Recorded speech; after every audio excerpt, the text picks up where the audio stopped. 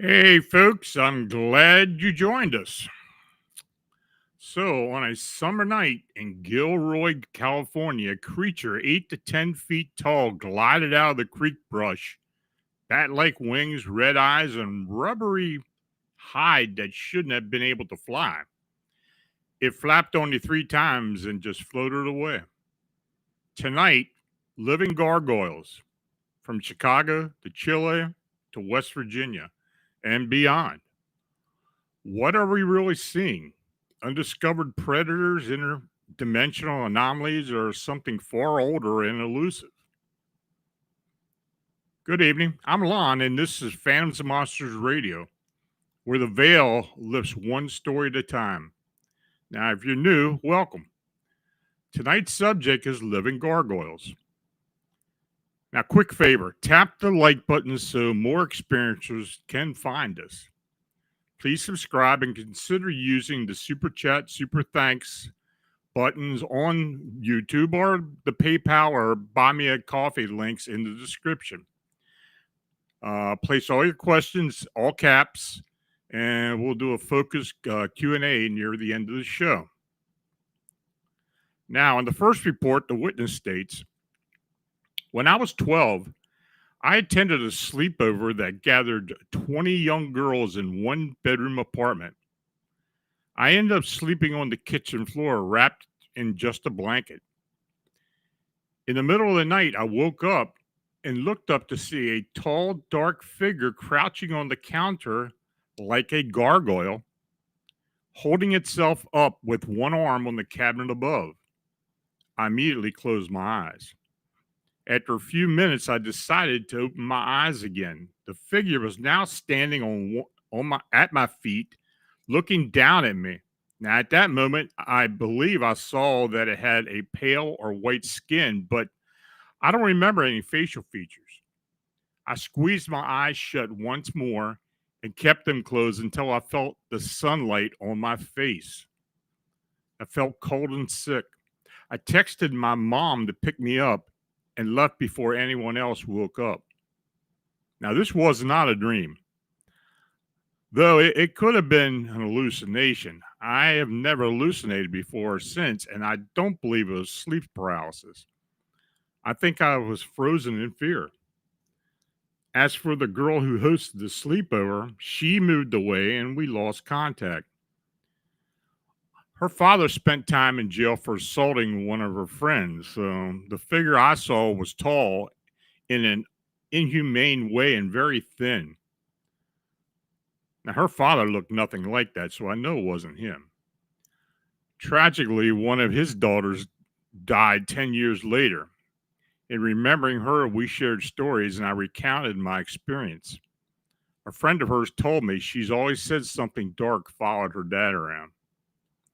Even 16 years later, I have never experienced anything like that again. Who or what did I see? Now, in this next account, the witness tells. In December of 2019, I had an unusual experience in Tampa, Florida, when I spotted a winged creature. It was early in the morning, light enough to see, but not fully daylight yet. As I approached a curve in the road, I knew I was approaching a traffic light that was usually red, and I always had to stop for it. But that morning, I found myself as the first vehicle stopped at the intersection.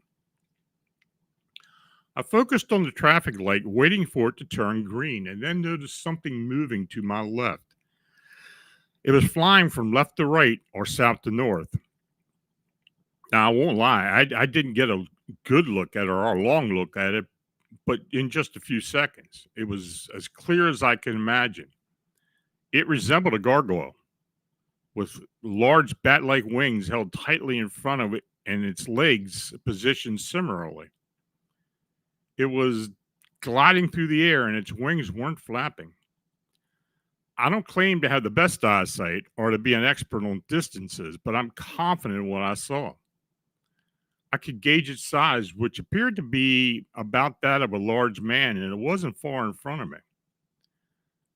There were various objects around to help me with my perception.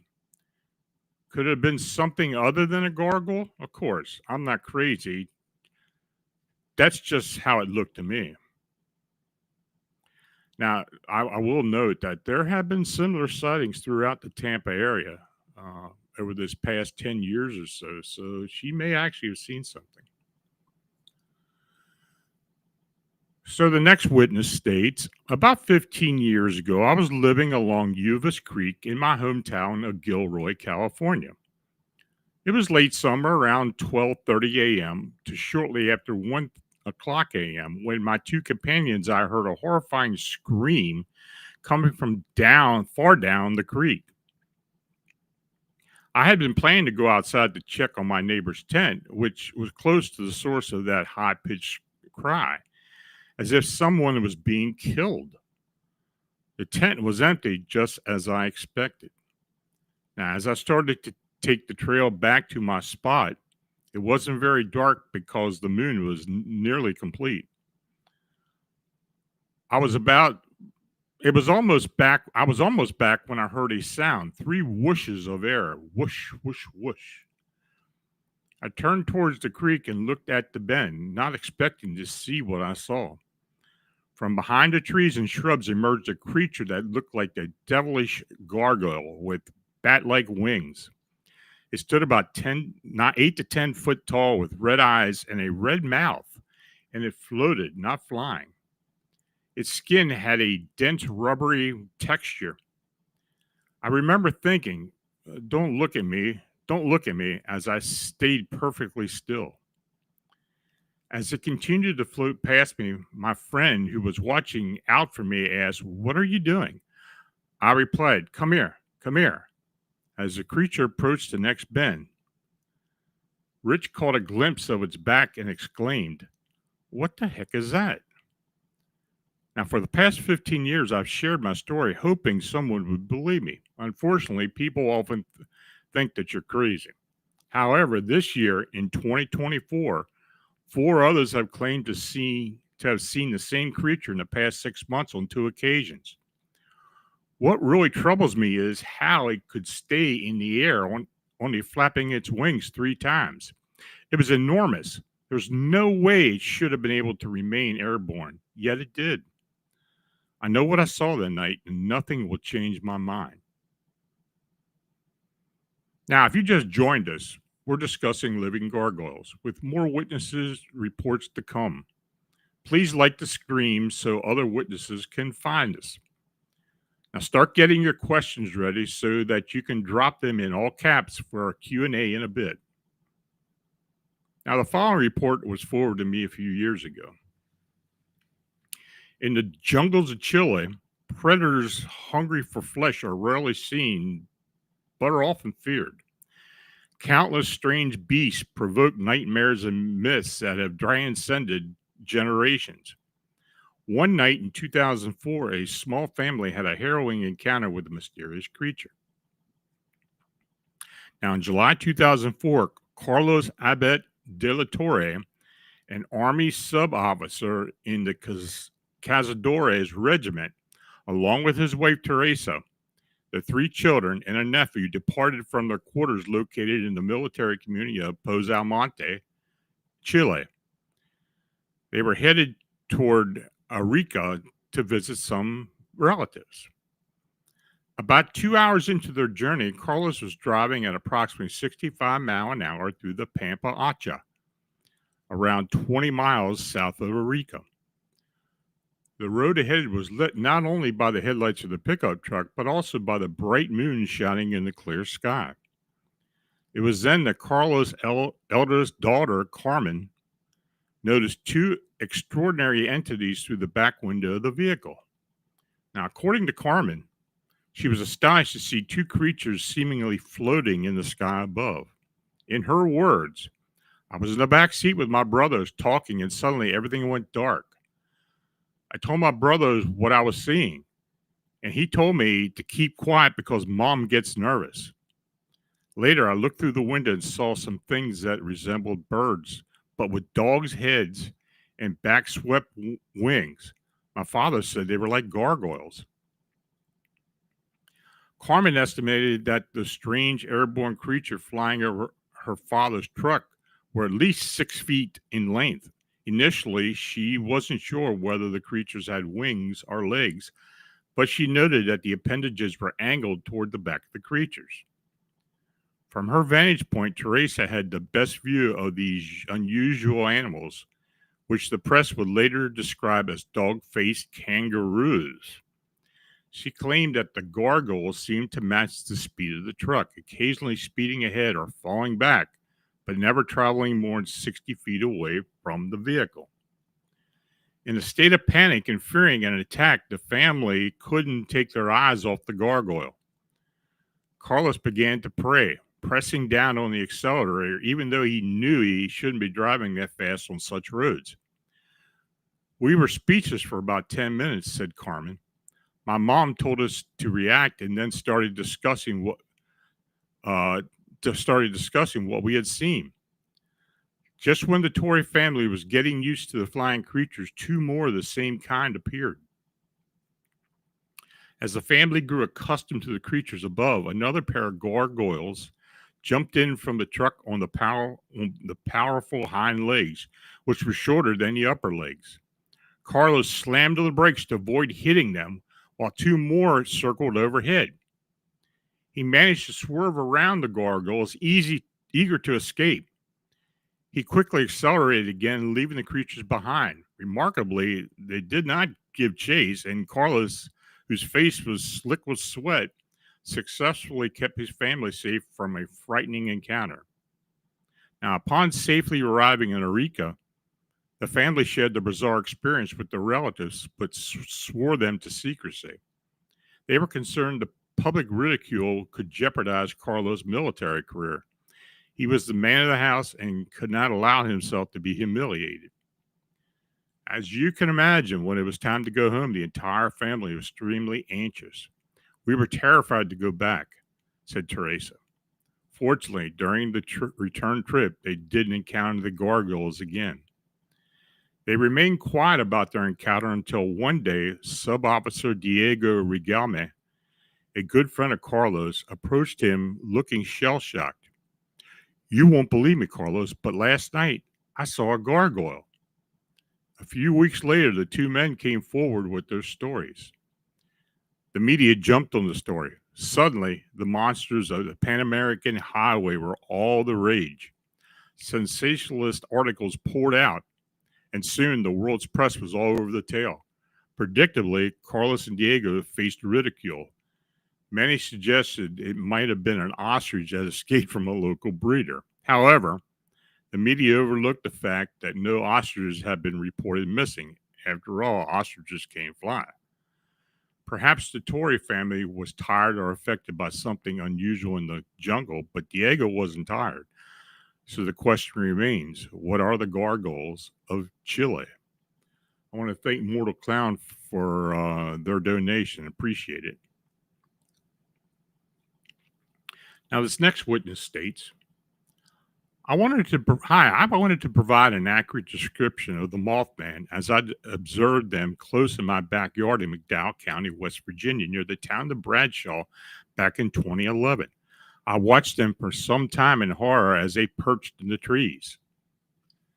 They had elongated skulls, and their noses and mouths resembled those of a cat, opening from one side to reveal 4 rows of teeth.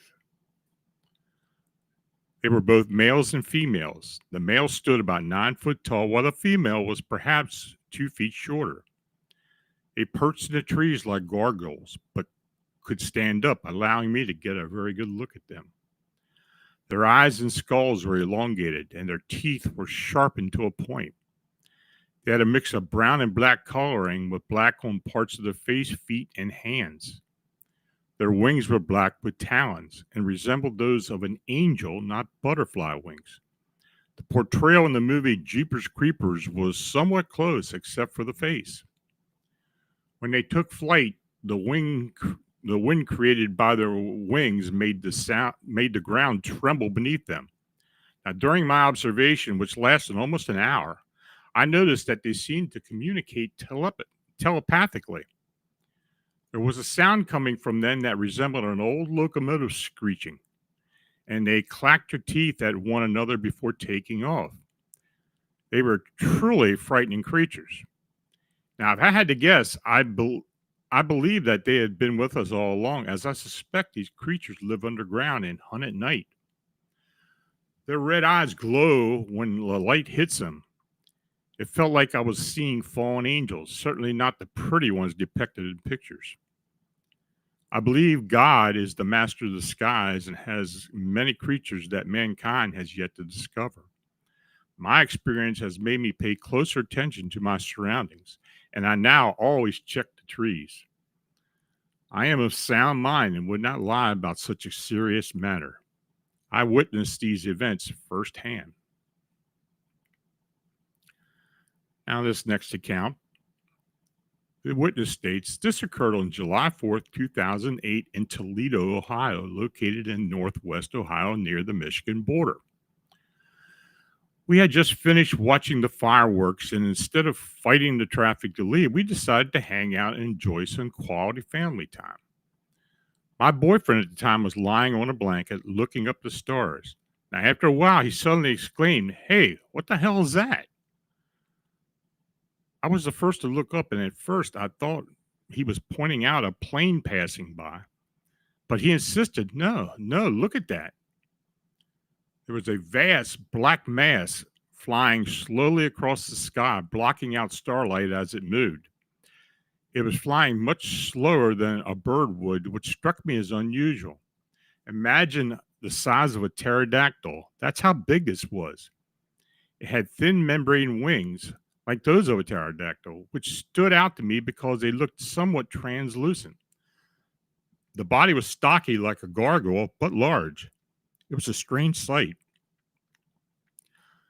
I drew my mom's attention to it, and she and my brother also saw it. We all initially reacted with skepticism. My mom said, "It's a plane," but I replied, "No, Mom, look." I can't explain why, but seeing it terrified me, and that fear lingered. Now, rationally, there's no reason for me to be scared. It wasn't approaching us. It could have been something else entirely, but I know what I saw. When I tried to share my experience, people dismissed it by saying, "Oh, it could have been the Mothman. That's in Point Pleasant, West Virginia. This is Ohio." Yet now, folks are reporting sightings in Michigan, making me ecstatic that people are finally coming forward with similar experiences. Now, for a long time, I didn't know how to report such an incident. Who do you call? 911? Do you report a weird moth-like human creature flying through the sky? It felt so strange to share even with friends, let alone authorities. However, I recently discovered that there are ways to report these sightings as others have been doing.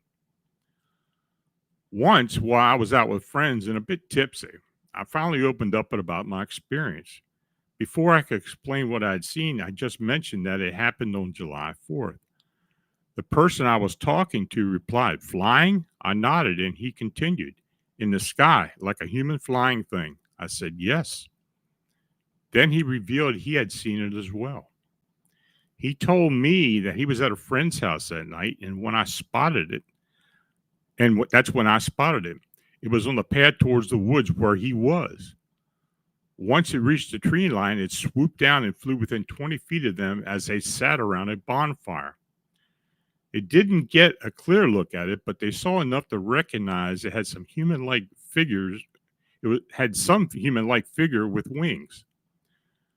When they tried to explain it to others at the bonfire who hadn't seen it, everyone assumed that they were just drunk and dismissed their account. So that's my story. I saw Mothman, and it turned out to be a mass sighting.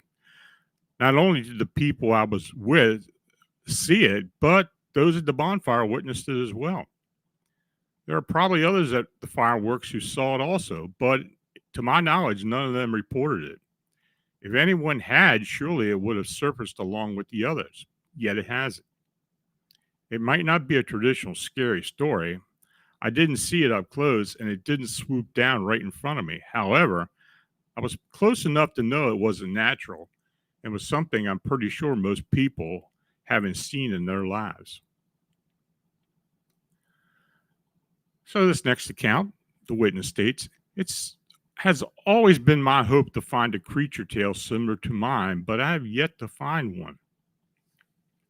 The story I'm about to share is true. Since the day I laid eyes on it, I have never seen a creature like the one I was about to describe, and to this day it remains unmatched. My story begins in a small town of Bluefield, West Virginia. My family had just moved into a house on Longview Avenue. I was just a small child at the time, and I was afraid of nothing. I noticed that the neighbors 2 houses down had long hedges surrounding their backyards. Now, being a curious child, I decided to crawl underneath the hedges to see what was on the other side. Now, inside the bushes, I found barbed wire. Now, as a small child, I was able to squeeze through it without much trouble. When I emerged on the other side, I discovered a pond, and all around the pond were witching balls scattered throughout the yard. Now, later in my life, I learned that farmers used to place these in their fields to scare away witches, as it is said that once witches see the reflection, they flee the area.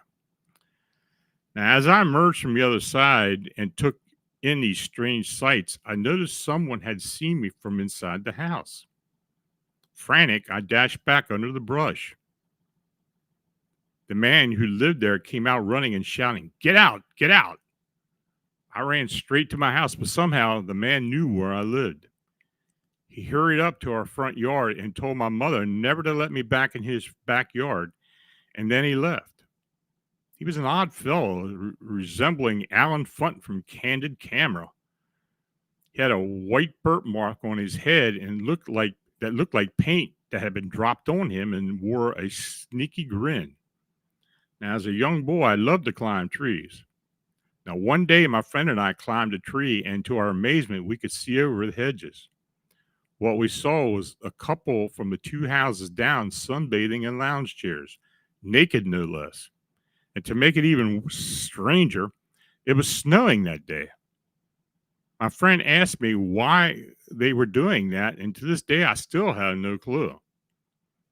At night, I could hear the couple playing the piano and singing Christian tunes, but their music wasn't heavenly. It was actually quite scary, even morbid. They sang with such harshness and loudness, hitting the piano keys with what could only be described as banging a hammer. But none of that was the creepiest part of my experience. One day, while playing with my Matchbox car near the bushes, I made a bad decision. I was sitting there in broad daylight when I suddenly noticed rustling in the hedges. I looked over and out popped what I can only describe as a gargoyle. It looked at me with solid, pointed black eyes and had frog green skin. Its face resembled a frog's, but it also had teeth and ears that I will never forget. Its ears flared outward like two big green gloves on either side of its head, much like the king depicted on Gargoyle statue. Its body was shaped like a bulldog, and its webbed feet turned inward as it walked. When it noticed me, it paused, opened its mouth wide, and hissed, holding its mouth open as if to taste the air. I was so terrified that I was completely paralyzed.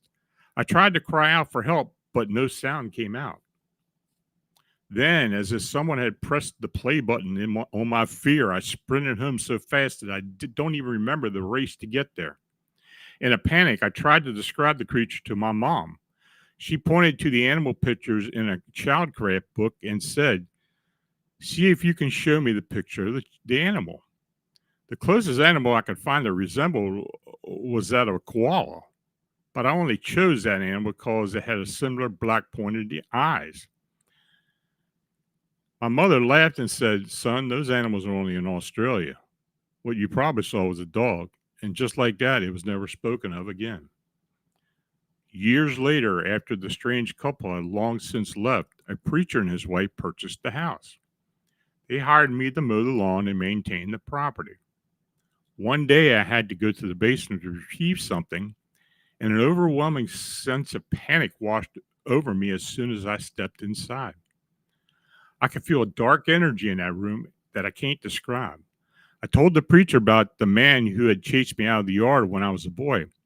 He explained that it was because a little girl had drowned in the pond and the family had sued the strange man.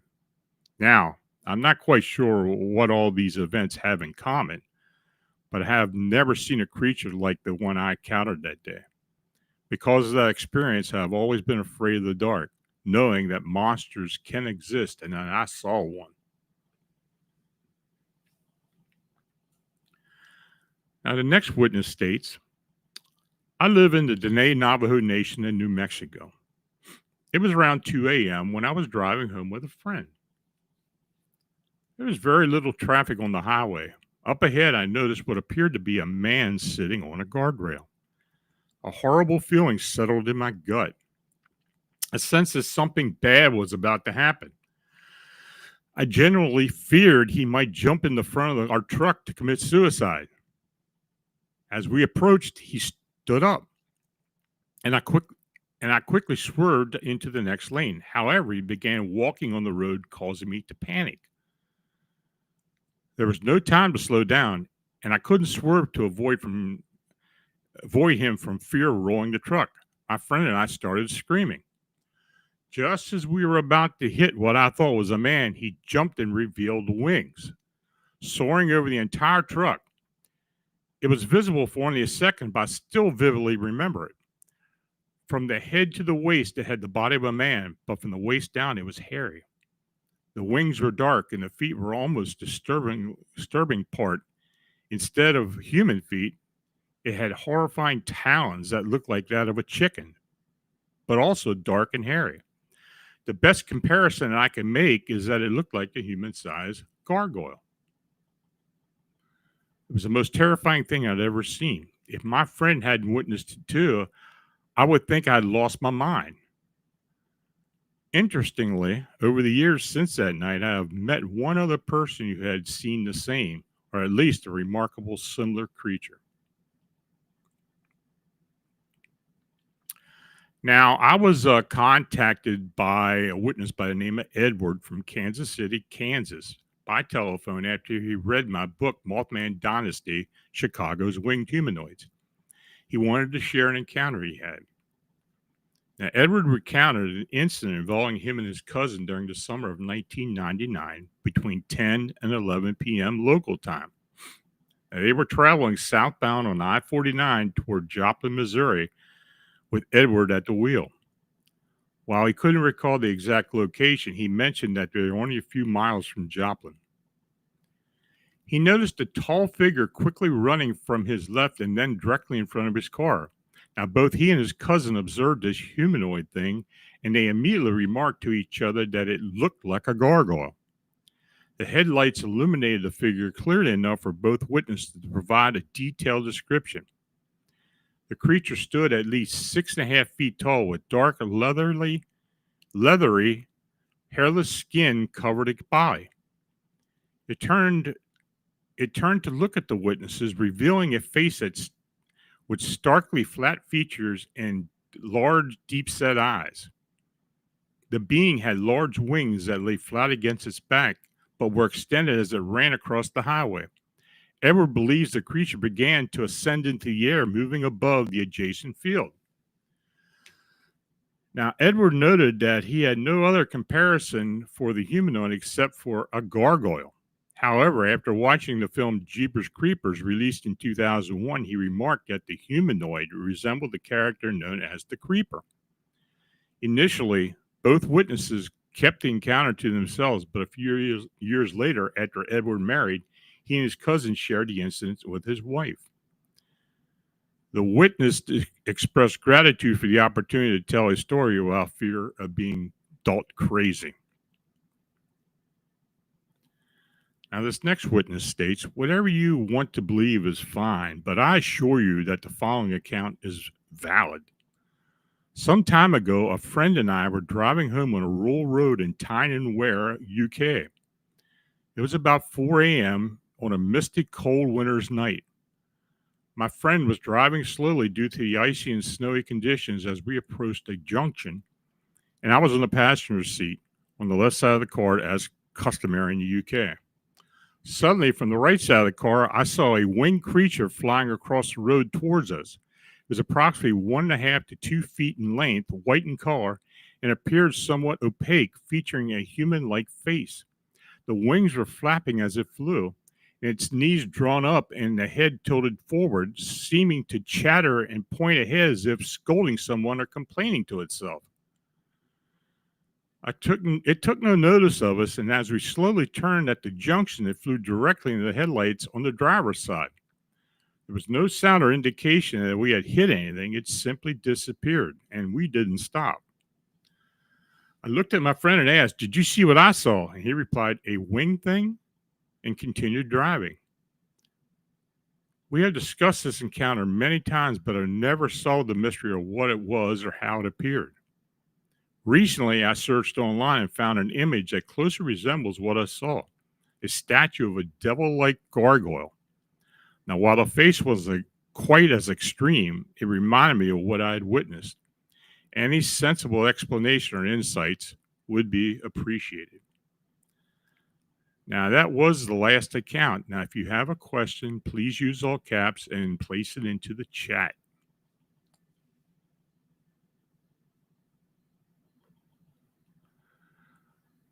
Okay, let's see. Grandizer 12. Question. Lon Strickler, do you think that gargoyles are one of the oldest cryptids?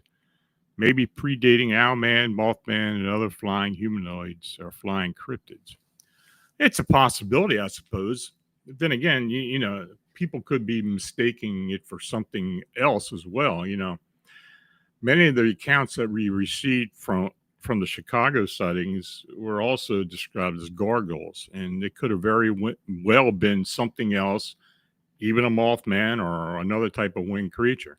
I don't know. I mean, you know, the gargoyle sightings. Look, when you think of gargoyle, you think of the grotesque statues that are on churches, mostly over in Great Britain or in Europe. The fact that people see living gargoyles and describe them as that, you know, that makes you think, but who knows?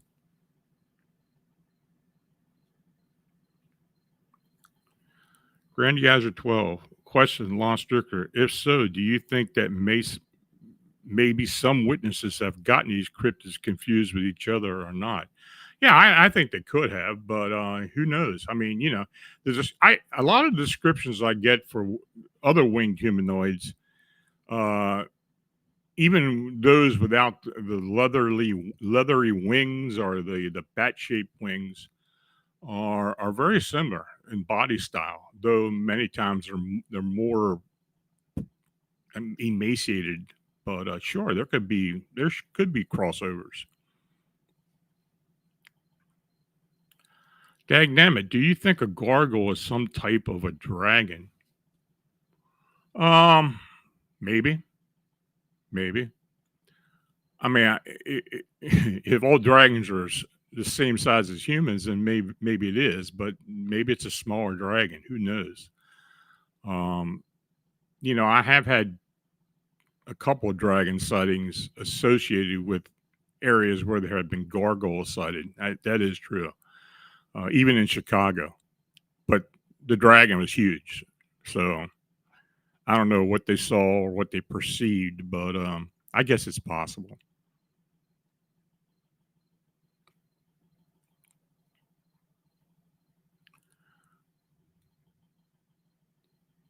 Grandizer 12, question Lon. You may have covered the early 1980s gargoyle sighting that was on top of a NASA building. Do you have any more information on this? By the way, it was covered via William DeFalco. Um, I don't quite recall that account. Uh, maybe if you can give me a little more information, but I don't recall that.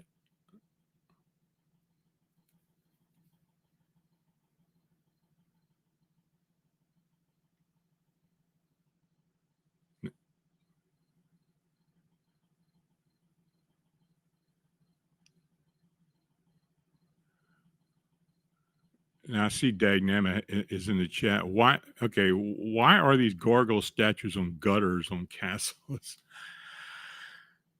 I don't know. I don't know the whole story about the grotesques or the gargoyles that are on castles and buildings and churches and such, especially in Europe. Now there are a few here in the United States, and in fact, the National Cathedral in Washington actually has small gargoyles on it. So yeah, they are here as well.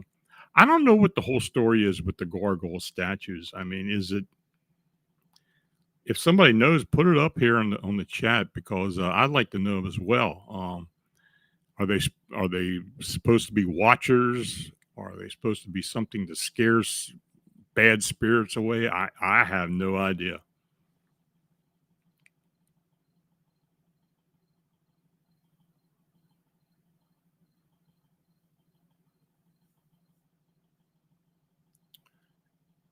Anything else, folks? Last chance.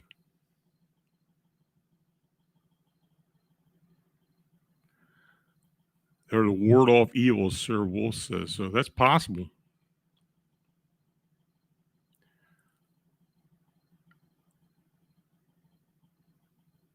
Paranormalism Net says, ask the Vatican why they're on the Notre Dame Cathedral.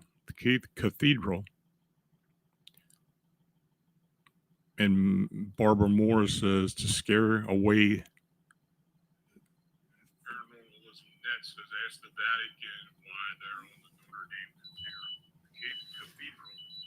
Just hang on a second. My alarm went off. And Barbara Moore says, to scare away.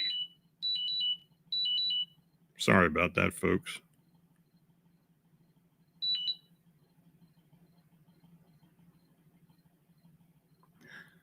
It'll be just a second here. That just popped up all of a sudden. I don't know why. But you got any more questions? Grandizer 12, Lon. It was sort of hinted that there was a space shuttle launch during the space shuttle launch in the 80s that had some tie into gargoyles. What it was, it was unknown. Yeah, I had. Now that you said that, I may have recalled hearing something about that, but I don't know the full story. Interesting. Surfing scientist sailor. Lon, do you think these cryptids live here or do they come through portals or what? I have said from the very beginning since I've been involved with this Chicago incident, these sightings in Chicago and in Chicagoland, that it seems to me from the evidence or the anecdotal evidence that I received from witnesses that they are not on this earth permanently. In fact, many witnesses, I've seen them literally disappear like they're going through an invisible doorway and vice versa, just showing up instantly.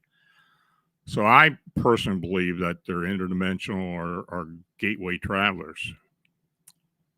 Hard to tell. Granddaughter 12, Lon, with the Chile gargoyle sightings, what do you think it might be? I know it's not an isolated incident. Who knows? I really don't know. And I know there have been gargoyle sightings in South America. Um, and honestly, most of the sightings that I have recalled reading about have been very similar to what they have seen in Chicago, though the bodies, again, are a little bit bigger and they're not as emaciated. Granddaughter 12, Lon, while Chile has maybe the most sightings tied in with the UAP activity in the country. Well, we got a lot of reports from Chile, Argentina, and of course Brazil for the most part. So, yeah, there's a lot of culture involved with UAP sightings and other flying being sightings. I don't really have an answer, but I know we do get a lot of reports. Jose Sanchez, as with Bigfoot and Dogman, have there been accounts of fights breaking out between gargoyles and Mothman? I haven't heard of that one. Who knows if they're not even the same thing, but I haven't heard of any type of incident where they retaliate or fought each other.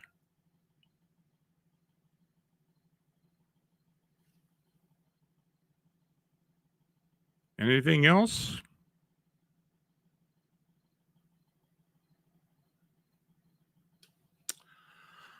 Okay, well, now if you've had a winged humanoid encounter, gargoyle, Mothman, or etc., email me at lonstrickler@famsmonster.com with date, location, and your detailed observation or experience. Please like and subscribe and share this with anyone who drives the lonely roads or watches the sky. Also, we're integrating a newsletter with the website, and you can sign up at famsmonsters.com. If you look to the top of the website on the homepage, there's a link for a newsletter. You'll see it up there. So just click that, put your information in, and when we start to get it sent out, we'll get it out to you. So until the next time, stay safe, stay curious, and keep looking up. Good night.